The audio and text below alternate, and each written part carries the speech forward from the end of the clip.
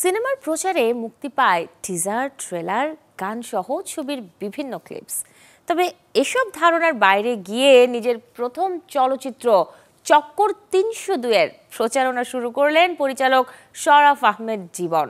ভিন্নধর্মী যে প্রচারণার ভিডিও প্রকাশ পেয়েছে সোমবার রাতে, যেখানে দেখা যায় চেয়ারে হাত মুখ বাঁধা অবস্থায় আছেন নির্মাতা শরাফ আহমেদ জীবন, আর এই কাজটি করেছেন অভিনেতা মোশাররফ করিম। সেখানে তাকে বলতে শোনা যায় নির্মাতার কর্মকাণ্ডে অতিষ্ঠ অভিনেতা। আসছে রোজার ঈদে মুক্তি পাবে চক্কর ৩০২।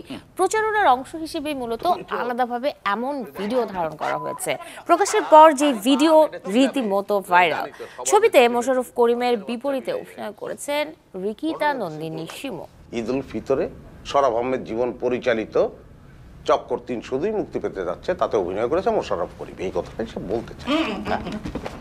এর উয়ার জ্বালায় তোমার প্রমোশনটা আমি করতেছি পারতেছি না, তোমার উয়ার জ্বালায়। ঈদ উল ফিতরে চক্কর ৩০২ মুক্তি পাচ্ছে, শরাফ আহমেদ জীবন পরিচালিত, মোশাররফ করিম অভিনীত। ওকে, ছবি রিলিজ হবে, প্রমোশন হবে, সবই হবে, কিন্তু তোমার রিলিজ নাই। তুমি এভাবেই থাকো।